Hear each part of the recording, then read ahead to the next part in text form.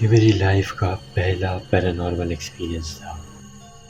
جب میں 8 سال کا تھا، میں رات کو سو رہا تھا۔ میری پیاس اور گرمی کی وجہ سے آنکھ کھل گئی۔ میں اٹھ کر کچن میں گیا، پانی پیا۔ آدھا گلاس پانی پینے کے بعد میں نے گلاس رکھ دیا جس میں آدھا گلاس پانی اب بھی موجود تھا۔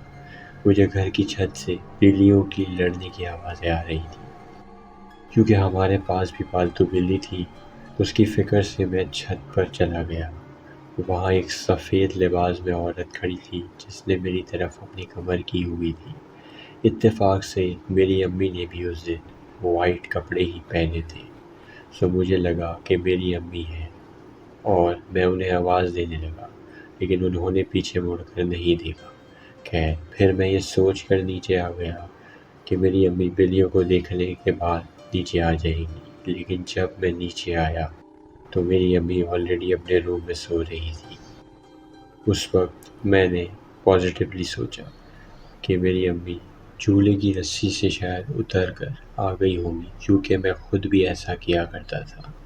اب میں واپس جا کے سو گیا اور اگلی صبح میری امی سے اس بارے میں پوچھا تو انہوں نے کہا کہ وہ رات کو چھت پر گئی ہی نہیں ہے۔ پھر انہوں نے یہ کہہ کر بات ٹال دی کہ میں نے خواب دیکھا ہوگا۔ میں نے بھی بات مان لی، لیکن جب میں اٹھ کر ناشتہ کرنے کے لیے گیا تو شیلف پر وہی پانی کا گلاس موجود تھا جس میں نے رات کو پانی پیا تھا۔ میں نے کنفرم کرنے کے لیے گلاس کو اٹھایا تو اس میں آدھا بچا ہوا پانی اب بھی موجود تھا، اور اس کے کچھ ہی گھنٹوں بعد مجھے بخار چڑھنا شروع ہو گیا، جو کہ 3 سے 4 دن تک شدید رہا۔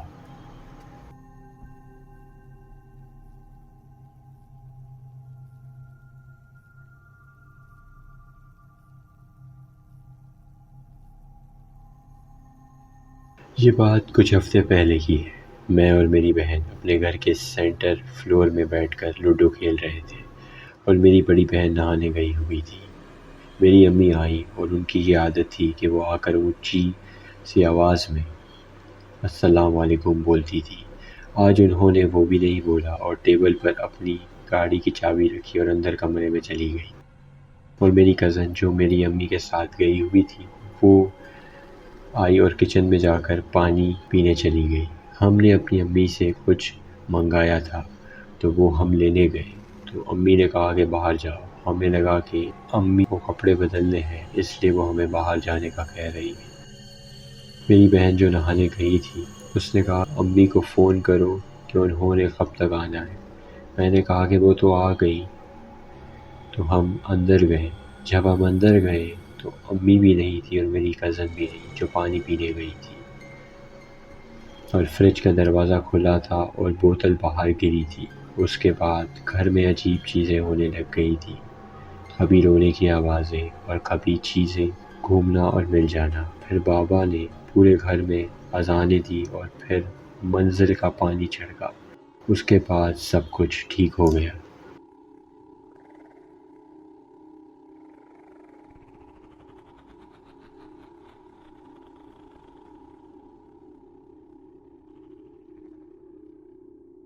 السلام علیکم۔ ہماری چھوٹی سی فیملی تھی آج سے 3 سال پہلے۔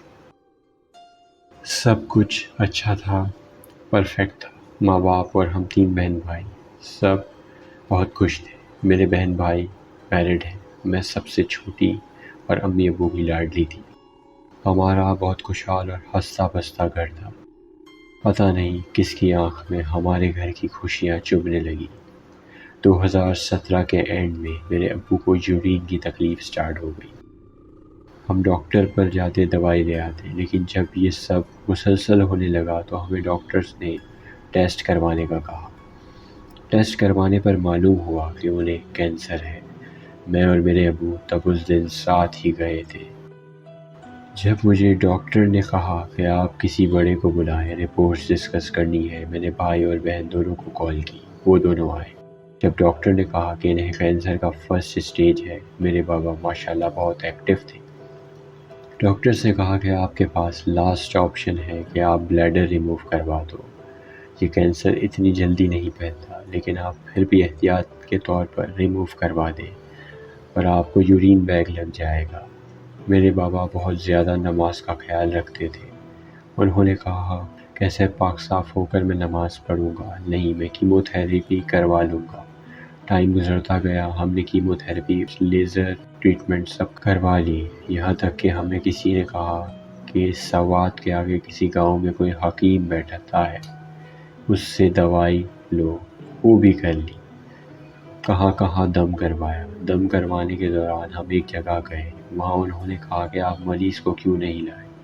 ہم نے کہا کہ مریض بالکل بیڈ پر آ گئے ہیں، وہ چلنا تو دور بیٹھ بھی نہیں سکتے، اسے کینسر کی بہت زیادہ تکلیف ہے۔ انہوں نے کہا کہ آپ اپنے مریض کو 3 دن ایک ہی قمیض پہنائیں، پھر وہ قمیض لا کر ہمیں دے دیں۔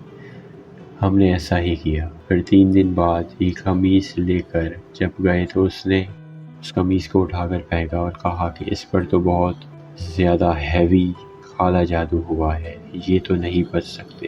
اب آپ لوگوں نے اتنا لیٹ کیوں کیا؟ ہم بہت پریشان ہوئے۔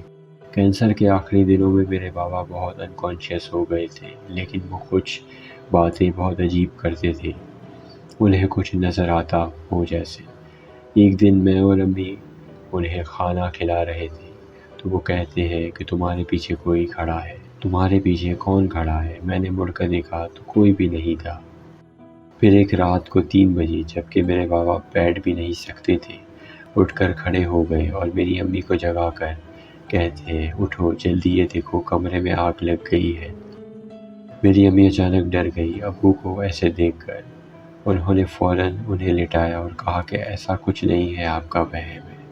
پھر وہ اکثر کہتے تھے رات کو کہ اسے منع کرو، اس نے میرے اوپر ٹھنڈا پانی پھینک دیا ہے۔ کبھی کبھی بہت تکلیف ہوتی تھی انہیں، میں سوچتی تھی کہ انسان کیا ہوتا ہے اور کینسر میں کیا ہو جاتا ہے۔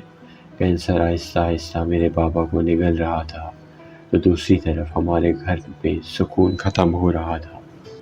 جہاں سے پتہ کروانا، انہوں نے یہی کہنا کہ کالا جادو ہوا ہے، بہت سخت، جس کا توڑ بہت مشکل ہے، اگر توڑ کر بھی دیں تو بھی آپ کا پیشنٹ نہیں بچے گا۔ میں نے اپنی زندگی کے وہ دن جیسے گزارے میں اور میرے اللہ جانتا ہے۔ پھر ایک دن ابو ہمیں چھوڑ کر چلے گئے، اللہ نے ان کی مشکل آسان کر دی۔ ہم نے بہت صدقے دیے، بہت پڑھائی کی، سورہ یاسین بھی پڑھی، سورہ رحمان بھی سنائی، لیکن کچھ بھی نہیں ہوا۔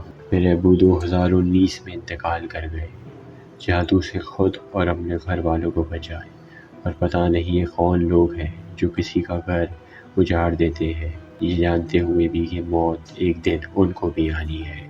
اللہ ہم سب کو اپنے حفظ و امان میں رکھے، دعاؤں میں یاد رکھیے گا، آمین۔ شکریہ۔